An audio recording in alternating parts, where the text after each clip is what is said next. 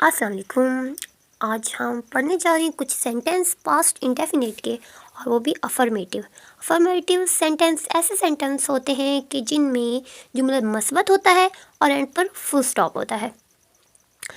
Affirmative sentence जिसमें interrogative और negative बात नहीं होती, ना कोई सवाल पूछा जाता है और ना ही उसमें नहीं का कोई काम होता है। अगर आप लोगों ने मेरा वीडियो लेक्चर पास्ट इंडेफिनिट पर नहीं देखा तो उसका लिंक आप लोगों को इस वीडियो के डिस्क्रिप्शन में मिल जाएगा। आप लोग पहले वो देख लें, तभी आप लोगों को इसकी समझ आएगी। आगे हम इसके रूल और स्ट्रक्चर की बात करते हैं। सबसे पहले सब्जेक्ट आता है। आप लोग ये पहले भी पढ़ चुके हैं कि जहाँ भी हम सेंटेंस की बात करते हैं सबसे पहले सब्जेक्ट आता है, वो भी अफर्मेटिव में सबसे पहले, और नेगेटिव में भी सबसे पहले सब्जेक्ट ही आता है। सबसे पहले क्या आता है? सब्जेक्ट आता है, यानी ही, शी, इट, दे, दैट। उसके बाद आता है वर्ब। वर्ब की सिर्फ पास्ट इंडेफिनिट ऐसे जुमले हैं जिनमें वर्ब की सेकंड फॉर्म आती है और कहीं भी वर्ब की सेकंड फॉर्म नहीं आती। वर्ब यानी कि दौड़ना, उठना, बैठना, जागना, सोना, कुछ भी हो सकता है, यानी जिसमें सब्जेक्ट किसी काम को करता हो, यानी कोई भी काम, उसे हम वर्ब कहते हैं।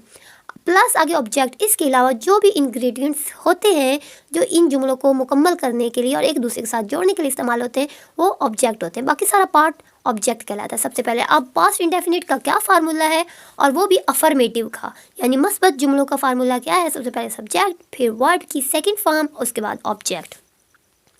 आगे हम जुमला मुकम्मल करते हैं। इसमें लास्ट पर, यानी स्कूल से आया, गया, उठा, बैठा, जागा, सोया, या हम स्कूल जाते थे, आते थे, उठते थे, बैठते थे, सोते थे, ता, ती, ते, और एंड पर था, थी, थे, और एंड पर अलिफ छोटी ये, स्कूल गए या बड़ी ये, इस तरह करके उर्दू के जुमले बनते हैं। आगे इंग्लिश के जुमले बता लें कि उसमें क्या होता है। एक तो वर्ब की सेकंड फॉर्म होती है, वो भी अफर्मेटिव में। इसके अलावा कोई भी हेल्पिंग वर्ब नहीं यूज़ होती, सिर्फ अफर्मेटिव में, जबकि नेगेटिव और इंटेरोगेटिव में यूज़ होती है हेल्पिंग वर्ब। तो क्या है? मैंने एक सेब खाया, एंड पर क्या आया? अलिफ आया। आई एट, ईट की सेकंड फॉर्म क्या है? एट, यानी कि खाना। अब सेब खाने का काम, यानी कि वो कोई काम ही कर रहा है ना। आई एट, मैंने खाया, एन एप्पल। आई क्या है? इसमें सब्जेक्ट है। एट क्या है? वर्ब की सेकंड फॉर्म, और ये कोई काम है। एन एप्पल क्या है? एक ऑब्जेक्ट है। मैंने एक सेब खाया, आई, और कोई भी सब्जेक्ट हो, यहाँ वर्ब की सेकंड फॉर्म ही आएगी। वो स्कूल गई, अब क्या है? एंड पर छोटी ये है और जुमला मुकम्मल हो गया। वो स्कूल गई। गई यानी कि माजी की बात हो रही है, यानी माजी में गई, आज नहीं गई, माजी में गई है। तो क्या है? पास्ट इंडेफिनिट में यही तो होता है। पास्ट का मतलब माजी की बात, indefinite. She went to school. अगर वेंट हमने क्यों लगाया? वेंट क्योंकि जाना एक काम ही तो है, तो हमने वर्ब की सेकंड फॉर्म लगाई। अगर यहाँ नॉट होता तो वहाँ हम हेल्पिंग वर्ब का यूज़ करते हैं, मगर ये मस्बत जुमले हैं अफर्मेटिव के, यहाँ सिर्फ वर्ब की सेकंड फॉर्म लगती है, और सिर्फ पास्ट इंडेफिनिट में ही वर्ब की सेकंड फॉर्म लगती है, और कहीं भी वर्ब की सेकंड फॉर्म का यूज़ नहीं होता। शी वेंट टू स्कूल, वो स्कूल गई। इसमें शी क्या है? एक सब्जेक्ट है। वेंट क्या है? वर्ब की सेकंड फॉर्म है। टू स्कूल क्या है? एज ए ऑब्जेक्ट वर्क कर रहा है। वो स्कूल गई। शी वेंट टू स्कूल, वो स्कूल गई। इन्होंने फुटबॉल खेला। अब अलिफ आ रहा है, छोटी ये अलिफ या बड़ी ये आए, या ता, ती, ते और साथ था, थी आए, तो क्या होता है? वो पास्ट इंडेफिनिट का जुमला होता है। इन्होंने फुटबॉल खेला। They played. प्ले की सेकंड फॉर्म क्या है?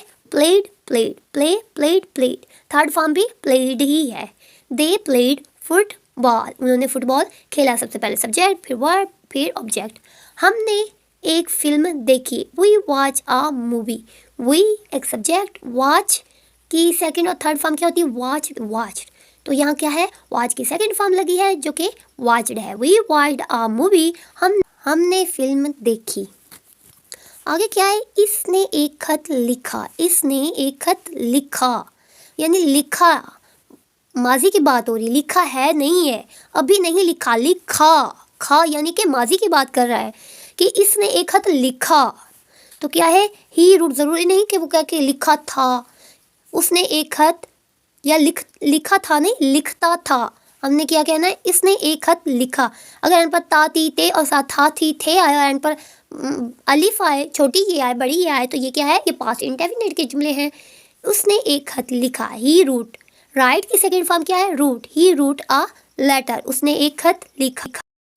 ओके, पास्ट इंडेफिनिट के नेगेटिव जुमले यानी मनफी जुमले। इनमें क्या होता है, जो पास्ट इंडेफिनिट होता है इसके सिर्फ अफर्मेटिव में ये होता है कि सब्जेक्ट, उसके बाद वर्ब की सेकंड फॉर्म, फिर ऑब्जेक्ट।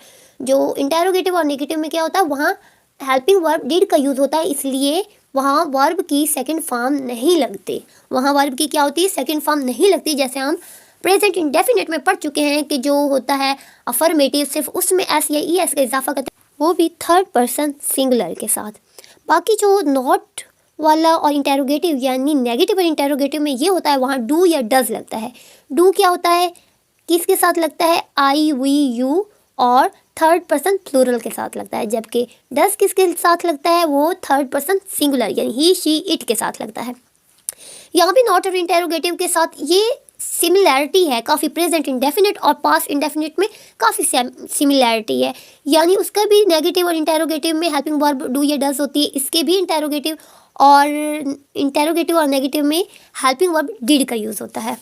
और वर्ब की फर्स्ट फॉर्म होती है, वहाँ पर भी वर्ब की फर्स्ट फॉर्म के साथ एस या ई एस का इजाफा नहीं होता, क्योंकि हेल्पिंग वर्ब डू या डज लगती है। यहाँ पर भी हेल्पिंग वर्ब की वजह से वर्ब की फर्स्ट फॉर्म लगती है।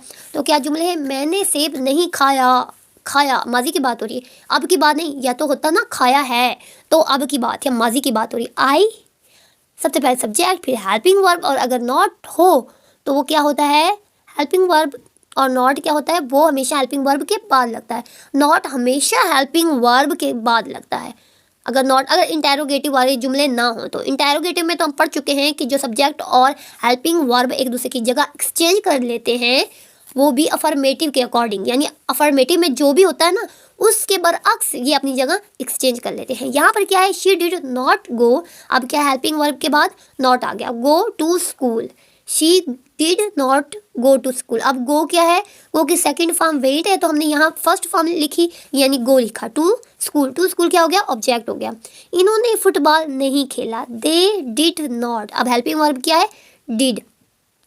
They did not play football, इन्होंने फुटबॉल नहीं खेला। हमने फिल्म नहीं देखी, यानी माजी की बात हो रही है। We did not watch a movie, we क्या सब्जेक्ट हो गया, हेल्पिंग वर्ब डिड का यूज़ होगा पास्ट इंडेफिनिट में। जितने भी सब्जेक्ट आ जाएंगे हमने सिर्फ डिड का ही यूज़ करना है। We did not watch, watch की सेकंड फॉर्म हम पहले पीछे पढ़ चुके हैं कि वॉच थी, तो यहाँ हमने फर्स्ट फॉर्म लगानी यानी वॉच आ मूवी, हमने फिल्म नहीं देखी। उसने खत नहीं लिखा, he did not write a letter, उसने खत नहीं लिखा। अब पास्ट इंडेफिनिट के इंटेरोगेटिव सेंटेंस यानी कि सवाल या जुमले जिनमें सवाल पूछा जाता है, स्ट्रक्चर क्या है, जो डिड है वो बाहर आ जाएगा, as a W H family बन जाएगा। यानी कोई भी ऐसा सवाल जिसका जवाब हम हाँ या ना में दे सकते हैं, और ये व्हाट वाले सवाल में होता है ज़्यादातर, यानी क्या वाले क्वेश्चन में होता है, तो वहाँ हम हेल्पिंग वर्ब को as a W H family बाहर निकाल लेते हैं, हेल्पिंग वर्ब को ही हम सवाल बना लेते हैं जहाँ हम जवाब हाँ या ना में दे सकते हैं। तो डिड बाहर निकाल लेंगे, बाकी क्या आ जाएगा, बाकी हम सब्जेक्ट लगाएंगे, क्योंकि सब्जेक्ट अफर्मेटिव के बरअक्स है, सब्जेक्ट अपनी जगह जो है वो हेल्पिंग वर्ब से एक्सचेंज कर लेता है। तो अब सब्जेक्ट बाद में आ जाएगा, और डिड उसके बाद सब्जेक्ट, फिर वर्ब की फर्स्ट फॉर्म, फिर ऑब्जेक्ट। वर्ब की फर्स्ट फॉर्म क्यों आएगी, क्योंकि हमने हेल्पिंग वर्ब का यूज़ किया है। क्या मैंने सेब खाया, तो इसका जवाब हम हाँ या ना में दे सकते हैं, हाँ ना। क्या मैंने सेब खाया, डिड उसके बाद subject, did I eat an apple, क्या मैंने सेब खाया। आगे क्या है, क्या वो स्कूल गई, यानी माजी की बात हो रही, छोटी ये अलिफ और बड़ी ये और ता थी ते साथ था थी थे, क्या वो स्कूल गई, did she go to school, क्या वो स्कूल गई। और क्वेश्चन वाले सवाल में एंड पर क्वेश्चन मार्क होता है। क्या इन्होंने फुटबॉल खेला, डिड दे प्ले फुटबॉल, क्या इन्होंने फुटबॉल खेला, डिड दे प्ले फुटबॉल। क्या इन्होंने फुटबॉल खेला, क्या हमने फिल्म देखी, did we watch a movie, did क्या वी वॉच अ मूवी। सबसे पहले क्या है, helping verb as a W family बाहर आ जाएगा, फिर उसके बाद सब्जेक्ट आएगा, फिर उसके बाद मेन वर्ब, फिर उसके बाद ऑब्जेक्ट आएगा। क्या उसने खत लिखा, did he write a letter, क्या उसने खत लिखा। अगर आप लोगों ने अभी तक इस चैनल को सब्सक्राइब नहीं किया तो आप सबसे पहले सब्सक्राइब कर लें और बेल आइकन को लाजमी दबा दें, ताकि हर न्यू आने वाली वीडियो और टेंसेस आप लोगों को पता चलते रहें।